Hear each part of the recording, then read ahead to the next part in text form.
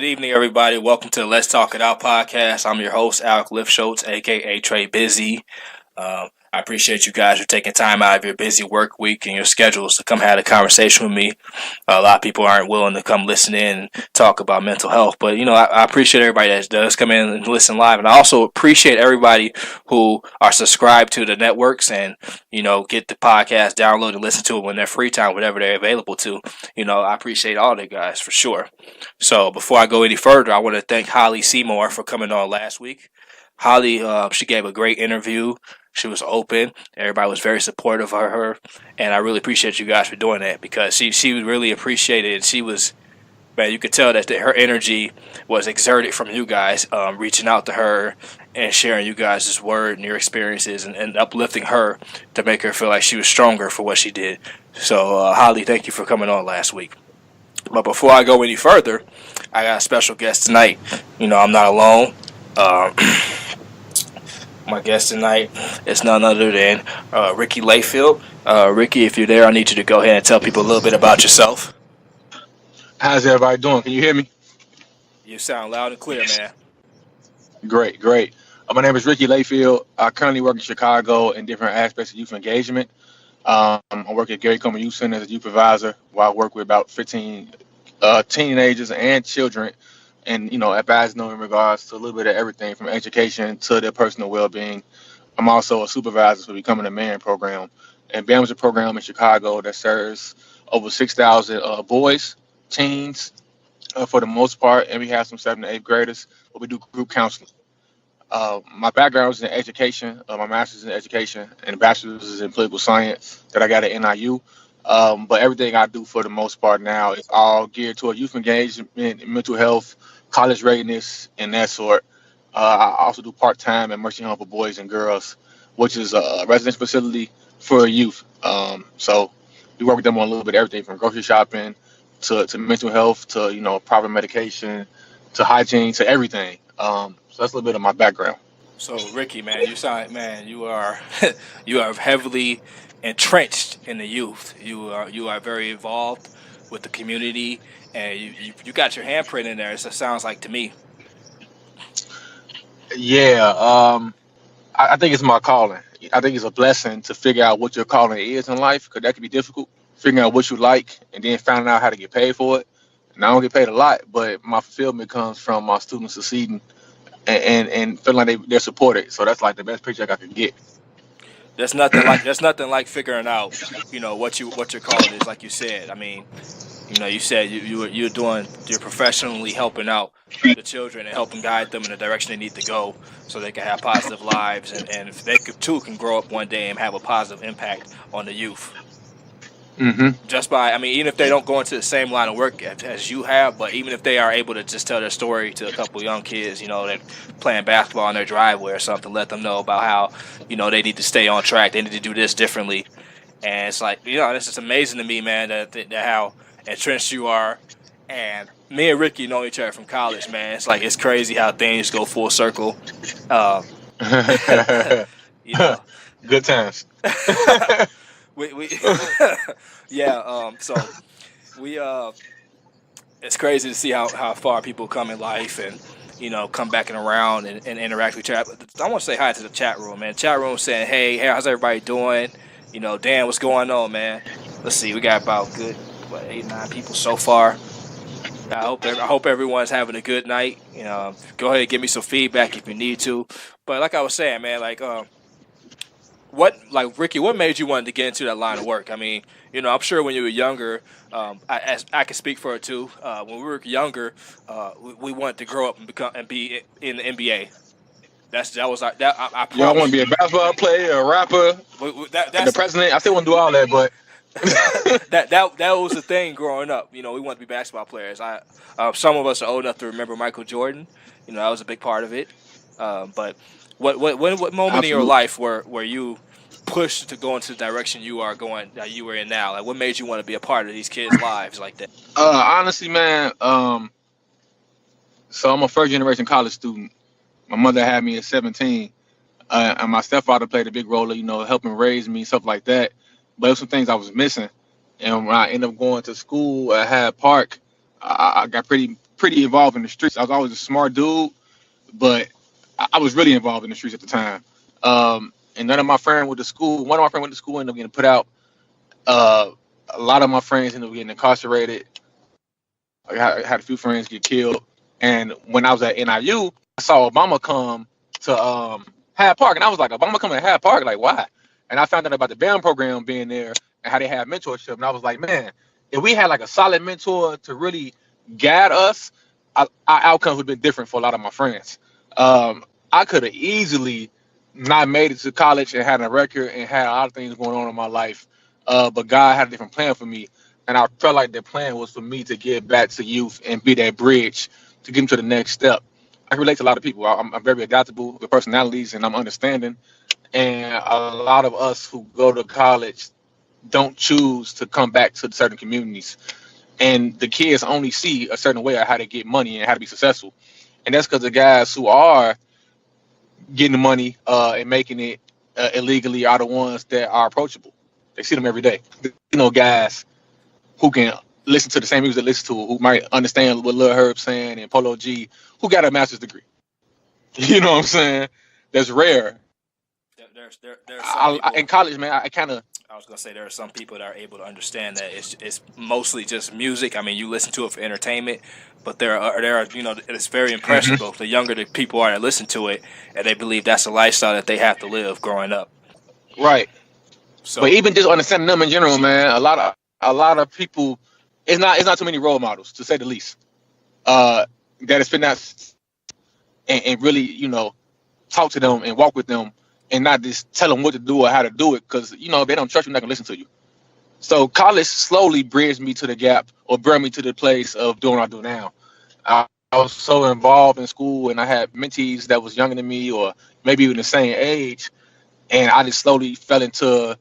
Yeah, Ricky, we got a little bit of a sound gap a little bit. So I'm gonna go ahead and read the chat room. It says, CB Fan says he's glad to hear about this young man using his talents to help others. And EJ4312 says congrats on being the first generation college, blazing the trail for the future generations. Thank you. I appreciate that, man.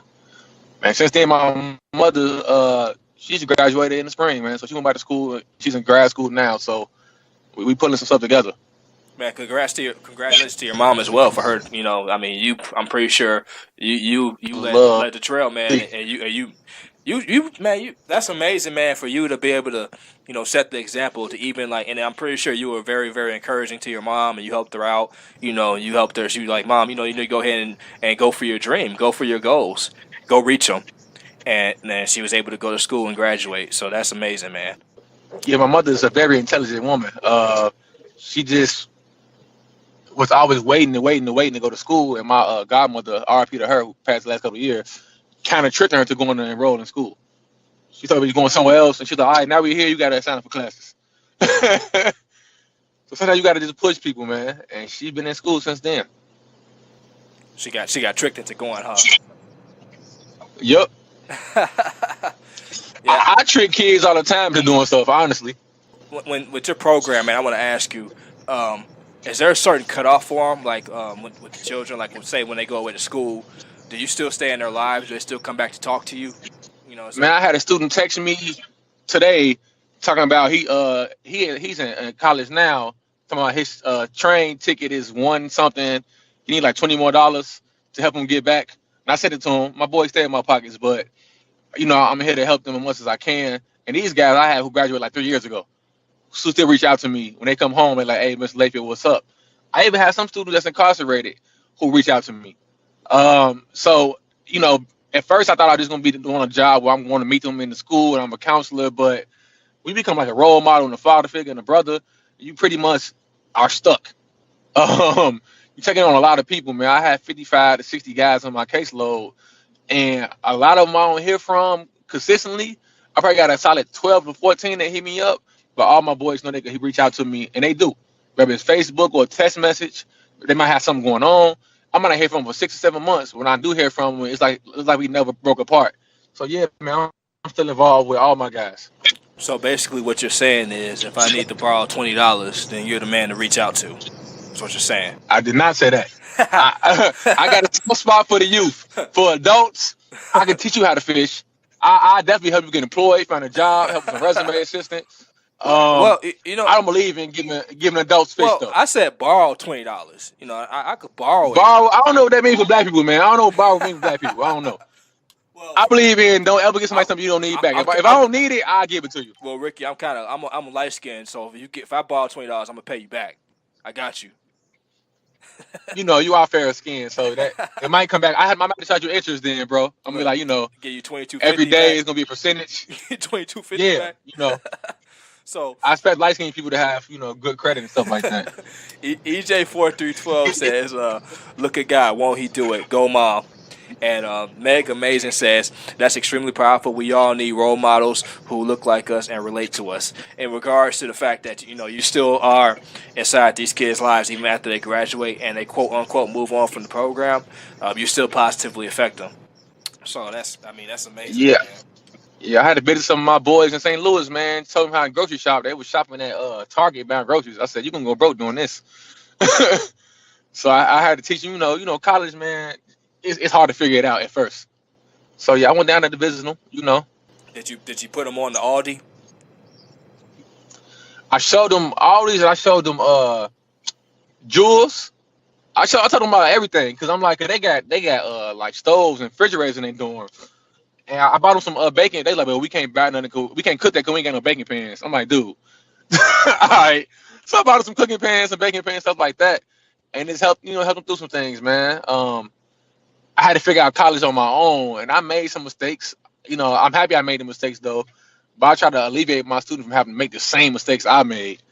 Yeah, that's at least somebody is able to help them out, man. Again, they're probably very grateful that you're able to be in their lives and show them things that they weren't shown growing up. I mean, a lot of times these kids come from single parent homes, and because it's a single parent home, the mom has to work a lot. She probably works like maybe a 12-hour shift or something, or works 2 jobs just to be able to support the household. Yeah, So she's not around to be able to teach them things like that, man. Like, you got to have pans and pots and all this stuff in your house to cook, and they probably don't know much about that either. So it's very important, yeah, man. yeah. My first apartment taught me a lot, man. I'm like, I got to buy light bulbs, and I got to buy oil, and I got to buy towels. I like it's the stuff just so minor that you always had that you don't think about until you get your own apartment. The most inconvenient thing I can think of is two things that are very inconvenient that you don't think you have to buy, that you don't notice: paper towels and Q-tips. Those are very inconvenient things because and it's Hey, like garbage bags too, man. garbage bags. Yes, garbage bags is one of them as well. When you get a spot and you gotta take care of everything yourself. Um, you know, air fresheners, garbage bags, paper Yup. towels, Q-tips. Light bulbs. Light bulbs is definitely a very inconvenient one because you definitely don't want to get to a position where you run out of those and you need one. That's the bad Hey, position to be in. yeah. So a mentoring, you never know what kids need. I had one kid coming to me, man. It's a junior in high school. He said, "Hey, help me make a resume." I'm like a resume. I had to think about it. I'm like, a resume? He's like, yeah. I'm like, all right. It might be something that's so small to us that I youth don't know. A resume, like he playing a video game or something. Like he said, make a resume, and it took me at least 45 seconds to be like, what? I'm like, what? He's like, I need a job. I'm like, oh, a resume. I, my mom jumps in the chat room. She says every time one of them move, we do our $100 budget at the dollar store. You go get what you need for the crib at the dollar store, and the dollar store do be having the hookup on everything. Just I saying. am definitely an advocate for Dollar Tree. I should be. I should have a membership there if they had it. I'm a Dollar Tree more than any other store. Dollar Tree, man. I trust me. I know all the cleaning stuff. Everything she got the Man, breakdown. She said utensils, air freshener, brooms, mops, oils, spice, flour, sugar. She out here sharing the secrets. So I wanted to ask you, man, because you're pretty well connected to these kids, and they're pretty open up. They open up to you probably a lot more than they do to other people in their life. So I want to ask you, hmm have any of these kids ever expressed like that, came to you and told you that they were doing like some sort of anxiety or something like that? Are they aware of that or yesterday. that recently, huh? Tell me a little bit about that. So one thing I would say, man, I work at so me working more than one job. I have youth that I'm at a charter school, and I have youth that are exposed to a lot more because their parents expose them to more. So they know about mental health. They know about sexuality. They know about trips overseas. They're just exposed to much more. My youth at public schools, man, I deal with mostly males. So I would say that males, speaking of mental health, is slightly taboo. It's harder for them to express. So with band, we make them check in about their emotions and their feelings and things like that, and we help them, talk to them about the stereotypes of being a man. But I had a youth this week who I had to do a safety plan with, who's anxious, who has anxiety and depression, and I meet with her one on one a lot, but I also wanted her to have a therapist too that specializes in that field. But yeah, depression is. I looked up some data, and more youth are coming out and saying, speaking about suicide and depression and things like that. So it's definitely becoming more prevalent in the youth I work with, for sure. So one of the goals that I had when I first started this podcast was to raise awareness of mental health issues, and also to help people feel more comfortable with opening up about it. And also, I mean, it gives people a way to come hear real life stories. And I do try to have as many professionals on as possible to give their input, give their professional opinion, or give the way that they help people cope with these mental health issues that they might have.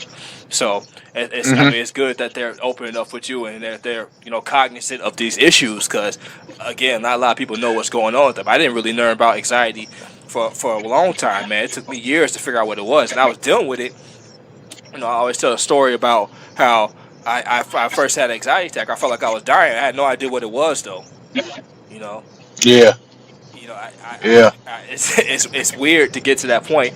You get the hands get to sweating in the room. You just start feeling like you're just panicking on the inside. It's a crazy thing to get to that point, but not. And the worst thing is that you don't know what it is. So it's a good thing that these kids at a younger age are able to understand and know what's going on, and they're able to seek help. Man, they're able to go seek therapy or seek advice from people that may have been dealing with it themselves. yeah. I mean, working in the environment I work in, and I learned this in college. I wrote my capstone about transitioning males from the urban environment to the college setting. But I spoke on PTSD, and I didn't know that I was really a victim of it till I thought about like how I really feel about going outside in certain neighborhoods. I personally never really feel safe without a firearm. I don't care where I'm going. And in certain neighborhoods that I might have a background in or seeing things happen in, I always feel a way to draft those neighborhoods. I try to really avoid them, but I think like, man, not ever feeling protected without having a firearm isn't normal. Um, Despite nothing has happened to me in probably 10 years, but it's just not normal having those thoughts. I got a lot of youth, especially boys I work with, who won't take the bus nowhere. So many of our youth that out on the bus stop, they won't take the bus nowhere. They know every gang within a 20 block radius by heart because they gotta watch how they maneuver through neighborhoods. So PTSD is definitely big. It is so normal amongst our youth. They don't know that they have PTSD. So I mean, there's been a huge misconception that's starting to change a lot more in the media. But a lot of people only believe PTSD is created from dealing with military experiences. That's their Well, think thing. about it. If you in the area and you 12 years old, see somebody get shot, that's a military experience. Well, I You mean, know what I'm saying? yeah, I completely understand, and I always talk about it. That was going to be actually was going to be one of my next questions. Is like, these kids are from the inner city of Chicago, so I mean, they live Hmm. in rough neighborhoods and they're exposed to things at a young age. But because you're at a young age, you trick yourself into thinking that's normal. Because kids' minds Yep. are not molded to understand what's normal and what's not yet. They see things in their environment as what they become the product of. They're a product of these experiences, but these are traumatic experiences. Your brain it is programmed to get afraid. You hear gunshots. That's a loud noise. That's a loud, sudden noise. You're gonna get afraid of that. But you become, like I said, Hmm. you grew up in this area. You're about 5, 6 years old. You're hearing these noises, and you think that's normal. You're like, oh, they always do that. Yep. You see movies or documentaries. They're like, they're always shooting out there. They always do that. That that's normal to them. But the PTSD kicks in later on in life. Like you said, you feel like you can't go places without your firearm. Yeah, I mean that's not. Some people have it so it's extreme to the point where they just like jump up out in the middle of the night and they can't sleep because they feel like something's gonna happen. Yeah, There's different levels to it. definitely hard to keep your guard down, man. I agree 100% what you're saying. So my mom said it's like a war zone out there. It's traumatic, mind blowing experiences sometimes. CB Fair says mentoring youth is the most honorable profession of possible. So he's saying, that's very honorable of you, that you take on doing that. Thank you, everybody. Thank you. Um, so I mean, and go back to this PTSD, man. I mean, I know you said you at a charter school, these kids have more access to, mental health, help, and they're able to open up more to you about it.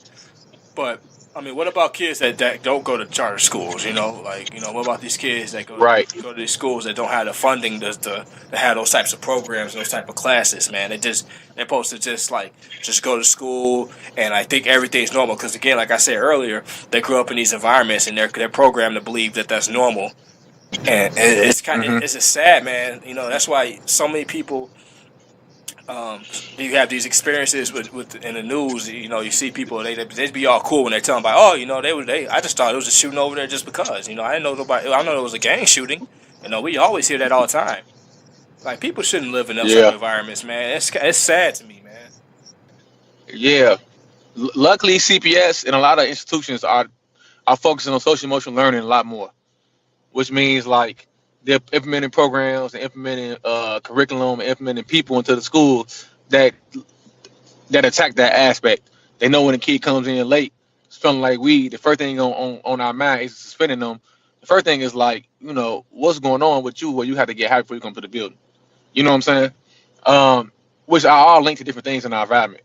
The drug use that I youth participate in, the violence they participate in, it's all coming from somewhere. So I would say that the school system it's a whole department for in CPS now for social emotional learning.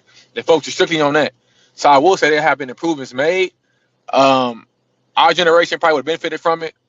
Um, which is it would have helped out some of us who are just now learning to heal and learning a couple mechanisms and learning trigger and stuff like that. But I have seen some strides and progress in regards to that in like the last 6 years. That's the most proactive thing I've ever heard. So these young kids coming in there, and should I say teenagers are coming in there high, and instead of just like automatically just saying, you shouldn't smoke, blah blah blah. What you should figure out. You go to the root of the problem. Why the hell are you coming to school high at like 7:50 a.m.? What's Exactly. what's going on to make you think that that's necessary? You know, Right. granted, even back when in my days when I used to smoke weed, there's no way in hell I'm waking up that early to get high, man. I'm sorry. I'm sleeping in a little bit. Period. It's like what's going on? Like it gets to the point where they have to use that to cope. You know what I'm saying? Hmm. And they're 14, 15 years old. So we got to really figure out what the root is. Like, even when you got teens that selling drugs, like, what is this about? We look at crime and say, hey, lock them up. But there's always a story behind it. And I would say that our professionals, that's why I like BAM. And I know a lot of people like the mayor, Rahm Emanuel, but he gave us a lot of money to service these kids in certain neighborhoods. I'm not going to lie to you. Like, he put us in a position to service youth. So, no politician is going to be great. But I would say that was important to him, whether it was for a different reason or not. But he paid us to come to these buildings and really work with these kids. And he made sure each council serviced 55 to 60 kids. And it was us just being that voice in the ear for them at the same time. Being that person. It's students I know who's missing school. I went to that neighborhood. Are you from what block? All right. I'll pull up on them. Why you not in school? You know what I'm saying? Like, what's going on? And it's just important just to just listen and meet them where they're at. A lot of times we meet kids and we like, oh, he's cursing, flipping people off. He's a bad kid. But some of my students that were gang involved were my best students in group. The best leaders I had, the most expressive, the most caring, and all that. And they were the most gang involved. The biggest issue with these kids, man, is that they feel like nobody really gives a damn about them. And that's the case on a lot of different situations, man. That's I mean, granted, I mean obviously they know their mom cares about them, but they're talking. When I say that, I mean like when they go to school, they feel like these teachers don't care about them. These counselors. But for you to go out of your way to make sure that you're showing that you'll pop up on them, like, hey man, what's up? What's up with you? Hey, what's going on with you? Call them, text them, just to check on them. That means a lot, man. Like even if they don't verbally express that to you, um, in their mind, that means a lot to them that you are willing to go out of your way to make sure that you contact them and see what's going on with them. Yeah, Alec, I'm gonna be real, man. Some of these kids don't have that support system at home, mom or father. And some might have a father that's around but not present. If that makes sense. Some might have a mother that's, like you said, is working all day that care, but when you at work all day, it's really hard to be engaged with your son or daughter. Some might not even have that. Some might be living with a grandparent. It's a lot of youth out here that's raising themselves, and that's why when it comes to a building, it's like you're a child, I'm an adult. It's kind of like, you sure? So that's why this as adults too, we got to watch how we approach youth and how we engage them. I never engage them as listen to me. I'm saying because I'm older than you. Listen to me because I got wisdom and you trust me.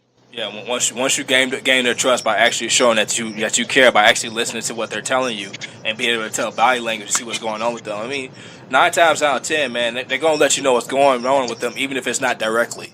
They can indirectly let you know. Exactly. I mean, like you said, man, the kids they're 14, 15 years old. What the fuck are you doing selling weed? Exactly. Like you said, man, like it doesn't add up. So my mom said, "This is good. They're going after the root cause of dysfunction behavior. Please save them before they get too far gone." Yeah, that's the goal, man. Uh, Deep breath on that one. yeah, I mean, because it's not easy at all to reach kids. Kids are strong spirited, man. Sometimes they have hard heads. Again, they're products of their environment. And like I said, Also, Alec, now I was gonna say, like, a lot of situations with kids, it's not like a thought or a long moment to make them do something crazy. Sometimes it's a 30-second decision, and that could be a decision between them getting murdered or them killing somebody, or them going to jail. You know, they might have walked down the wrong street and got jumped, and they're coming back, and that's a whole situation. It's just that in that moment, Ricky, it sounds like you're going in and out a little I'm bit. gonna hit somebody, and it's a wrap. There we go. Okay. I'm sorry. I hope you hitting a little better It's now. like it was going in and out a little bit. But yeah, man, I mean, it does take that. It's like that one situation. All it takes is one. Like you said, going down the wrong street, bumping into somebody on accident, and this person's already having a bad day. They're already pissed off, and now they want to let it all out on you. I mean, Yep, riding on the wrong bus. Riding on the wrong bus. That happens, definitely. man. You hop on. I mean, this is an environment, unfortunately. We make jokes about the 79th Street bus, but to be honest with you, man, it only takes riding that wrong bus, and you don't know nobody in that neighborhood. Bro, I lived all the way over east on 78th and Saginaw. I used to ride the bus all the way to Fort City for the movies and stuff. You know what I'm saying? When I was a teen, I saw so many things on this bus. Going to the movies and coming home is crazy. Like you saw a lot of shit going on. I'm sure, man. I mean, you're taking it back. You talking about Ford City? That's taking it back. That's taking it Yeah, way good back. times.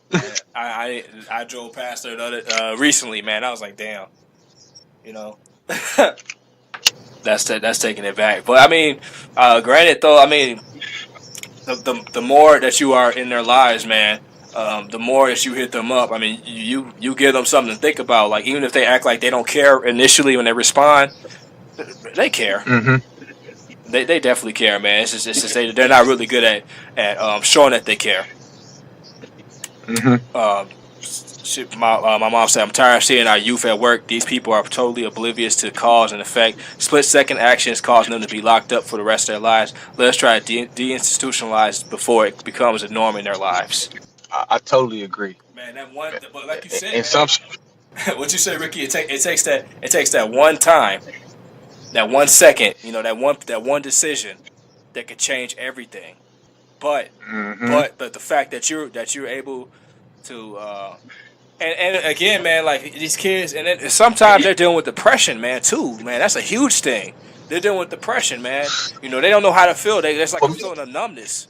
For many reasons, yeah. That's why, in mental health, we talk about identifying triggers because we want you to be able to know how you feel in a situation and get accustomed to it. So when you are in a situation, you know how to cope with it. So if you don't like people yelling at you, when somebody yells at you, instead of stabbing their neck, you might want to take a step back and breathe deeply.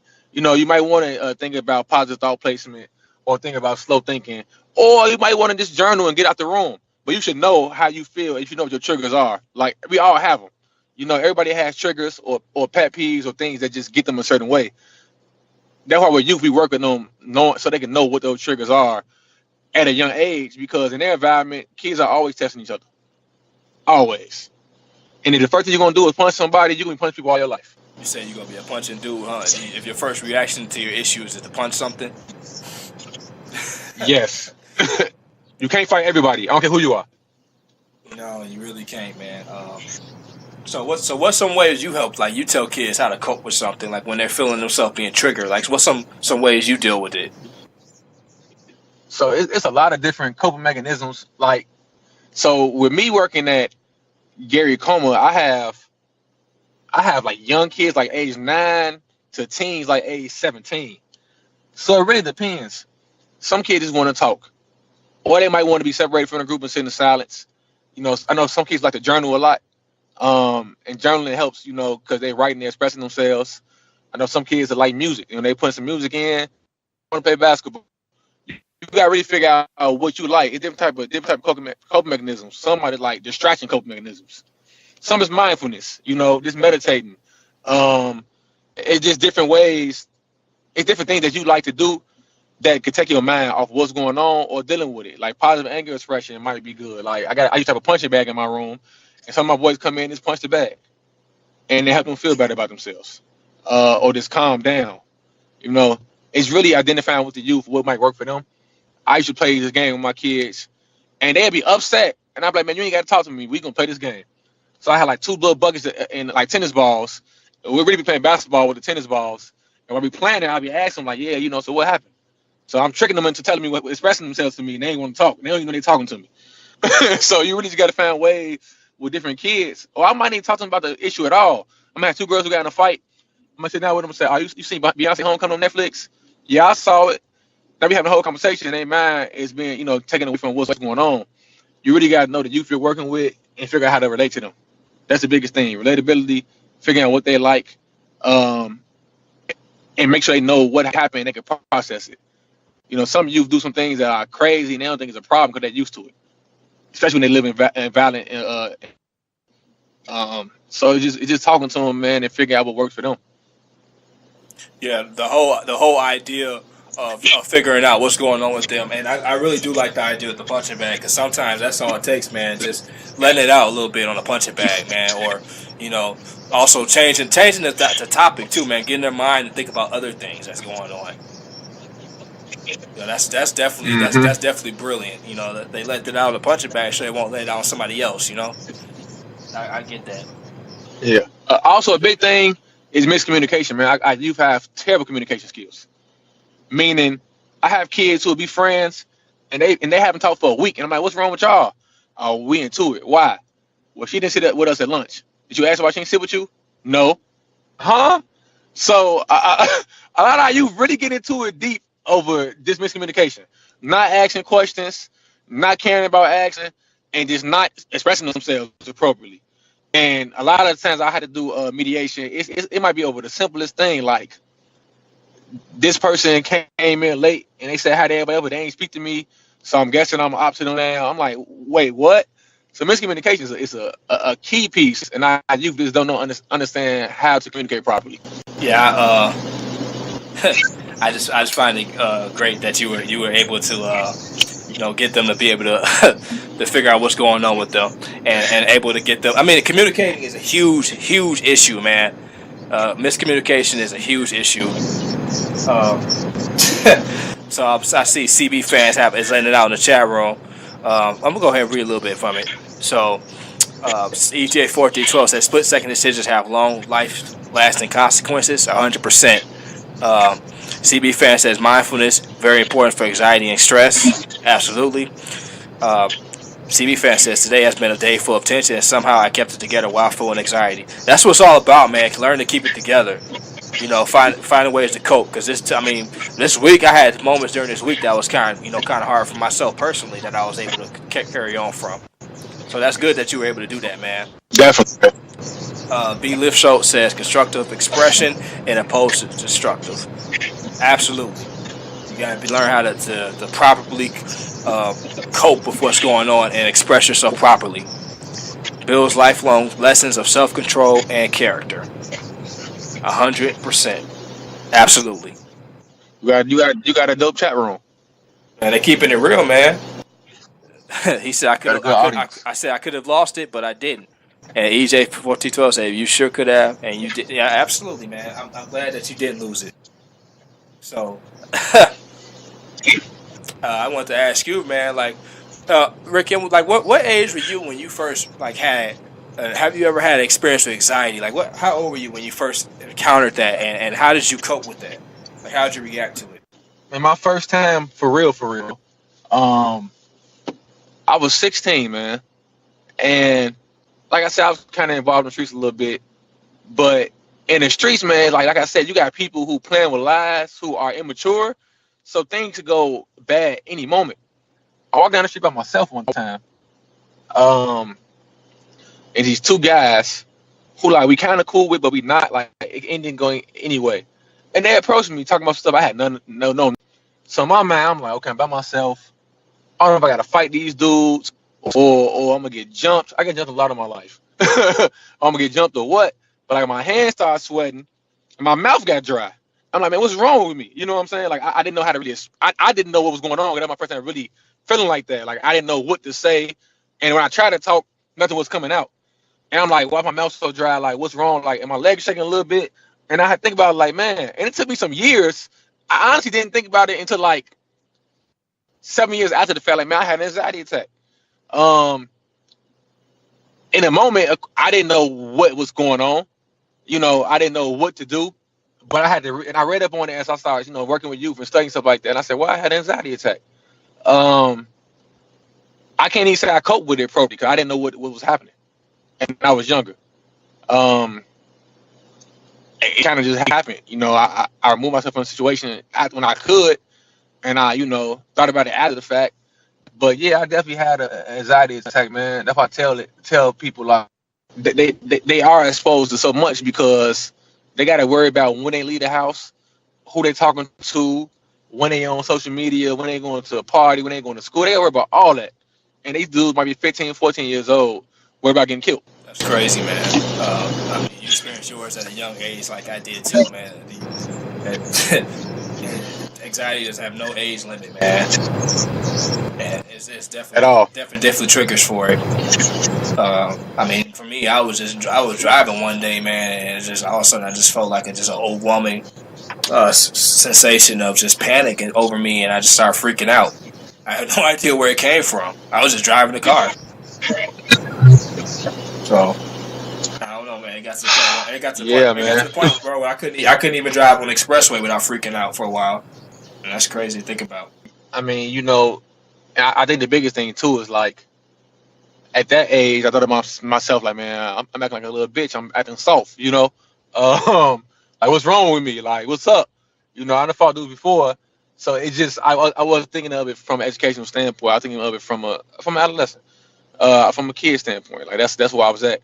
So as an adult now, like I know when I'm feeling away or when I'm overwhelmed, and I said like, okay, I'm overwhelmed. I need to go sit down and see what's wrong with me and see what's up and just process this. You know, as a kid, it was like I need to face this and get over it. 100%, man. So right now, man, we're at the 42-minute mark, man. I'm gonna ask you if you got any, you know, closing remarks for the people. You know, any last words for them? Absolutely. Two things. I would say learn yourself. Learn what you don't like, what you do like. Learn what calms you down, what makes you angry. It's like chicken pox, you know. If you could catch it when you're young, it's easy to deal when you're adult. Second thing is, man, with mentoring, I know we all got lives. Some of us, you know, got jobs, got children. Just take one. Just take one youth, and you ain't got to spend a lot of time. But you might be able to spend five hours with them out the month, and that could really make a big difference. I remember like 2 or 3 sentences from certain people I knew growing up that helped change my trajectory. So this spend that 5 hours out the month and work, you know, talk to them, be there, text message, you know, Facebook friend, whatever you can. Those small lessons definitely make a difference. And that's all I got.